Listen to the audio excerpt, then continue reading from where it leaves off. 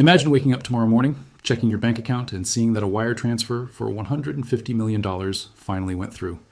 You are now the official owner of a modern, state-of-the-art ocean giant. That is more than the price of a commercial jetliner, and it actually exceeds the entire gross domestic product of several island nations. But here's the absolute mind-bending reality of global trade. The company whose massive logo is painted on the side of that ship, the company moving millions of containers across the planet, usually does not own a single piece of it. Even stranger, you, as the owner, will never care about what is inside those containers. You do not care about logistics, you do not care about shipping routes, and you definitely do not care how a smartphone gets from a factory floor in Asia to a doorstep in Los Angeles. You are in a completely different line of work. You're playing a high-stakes, multi-million-dollar game of renting out massive steel structures, and it is easily one of the most volatile businesses on the face of the earth. When most people look at a cargo vessel, they just see a massive wall of steel and a grid of colorful boxes. But in reality, a modern container ship is a self-sustaining industrial metropolis floating on the open sea. We are talking about 40,000 tons of highly specialized steel, precision engineered and welded into a massive hull that is designed to flex and bend in violent ocean storms without snapping in half. Deep inside the belly of this beast sits a two-stroke marine engine that is taller than a four-story building, capable of churning out a staggering 100,000 horsepower. Every single component is meticulously crafted to endure a brutal 25-year operational lifespan. If you decide to order a vessel of this scale from a premier shipyard in South Korea or China, you quickly realize that the pricing is a moving target.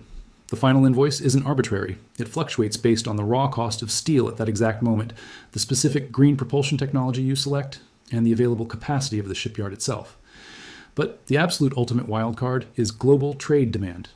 You see, ship values do not behave like stable real estate. They behave like highly volatile tech stocks. When global trade booms, ship prices skyrocket instantly. But during a severe macroeconomic downturn, asset values don't just dip, they completely crater.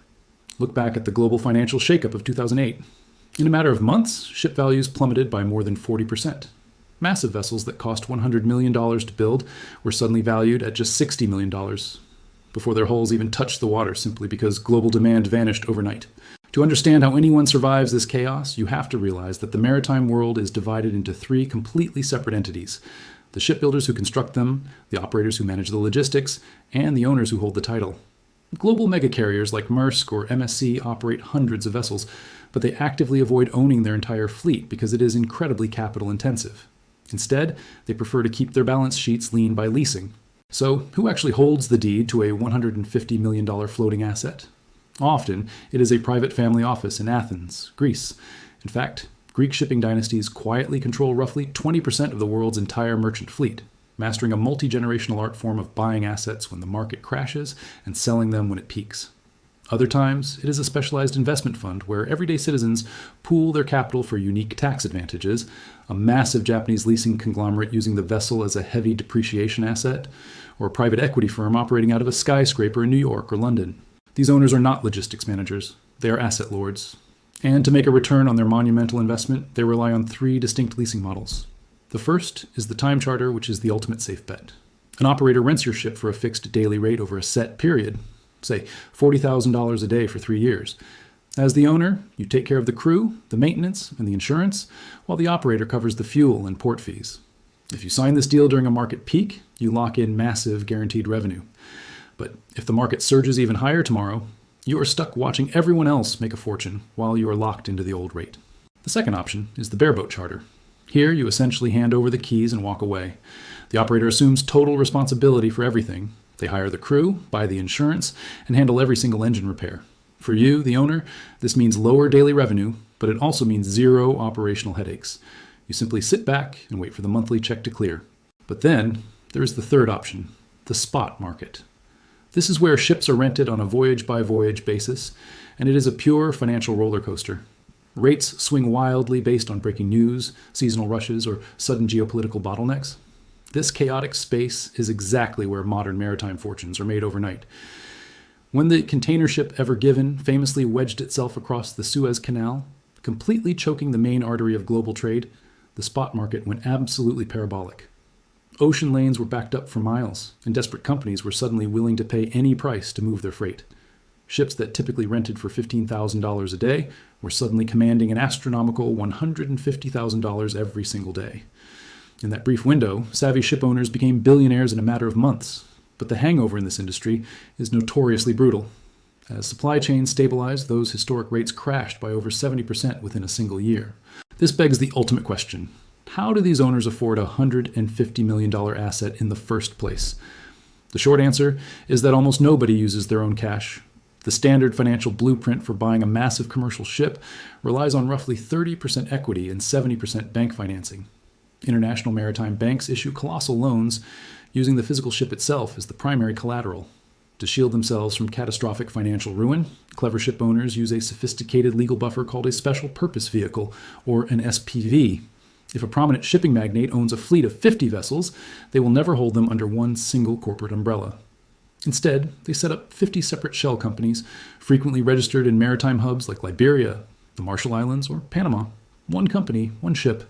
If a vessel suffers a catastrophic incident or faces sudden insolvency, that specific shell company can fold, but the remaining 49 ships in the fleet are completely insulated from the fallout. However, a massive systemic trap hides within this debt-heavy structure. Let's say you borrow $70 million to purchase a $100 million container ship. A year later, a global trade slowdown hits, and the resale value of your ship plunges to $50 million. You are now officially underwater on your loan. Your collateral is worth significantly less than the actual debt you owe. When this happens, maritime banks panic. They can trigger a margin call, demanding you instantly bridge the multi-million-dollar gap with hard cash. If your cash reserves are dry, the bank will aggressively seize the vessel. The history of international shipping is quite literally littered with the financial corpses of over-leveraged companies that flew too close to the sun during a market boom. Even if you navigate the treacherous waters of debt perfectly, you still have to face an entirely different threat: rapidly shifting global regulations. A well-maintained cargo ship can physically last for 25 years, but aggressive new environmental mandates are completely rewriting the rules of the game. The massive global push to reduce carbon emissions means ship owners are suddenly forced to install advanced alternative fuel systems, perform complex engine retrofits, or bolt on massive exhaust cleaning systems that cost millions of dollars per vessel. This creates a terrifying gamble for anyone ordering a ship today. If you spend a fortune building a vessel that runs on liquefied natural gas, only to discover a decade from now that the global industry standard has completely shifted to green methanol, your asset instantly becomes obsolete. It becomes too expensive to operate, restricted from entering major eco-conscious ports, and completely impossible to sell. A $150 million investment can practically drop to zero on paper. Because of this constant regulatory and economic friction, ships are actively traded just like volatile commodities. A vessel bought for $150 million might suddenly command $180 million in a roaring market, simply because a buyer needs a ship immediately and cannot wait 2 years for a shipyard to build one. Many opportunistic owners have absolutely no intention of keeping a ship for its full lifespan. They play the cycles, buying low, securing lucrative short-term leases during a squeeze, and flipping the asset for a massive premium the moment the market peaks. Yet, even when a ship finally reaches the absolute end of its operational life, it still commands millions of dollars. For its final voyage, the aging giant has sailed to specialized shipbreaking zones, such as Alang in India or Chittagong in Bangladesh. At peak high tide, the captain deliberately runs the massive ship aground right onto the beach. Over the following months, workers systematically dismantle the entire structure. The owner is paid directly for the raw scrap weight of the steel. Even in its final moments, a massive cargo vessel can yield $15 million in raw melted steel, establishing a definitive financial floor for the asset. When you look at the entire ecosystem, you realize why this chaotic division of labor exists. For a massive operator like Maersk, owning every single vessel would mean taking on a staggering mountain of permanent debt.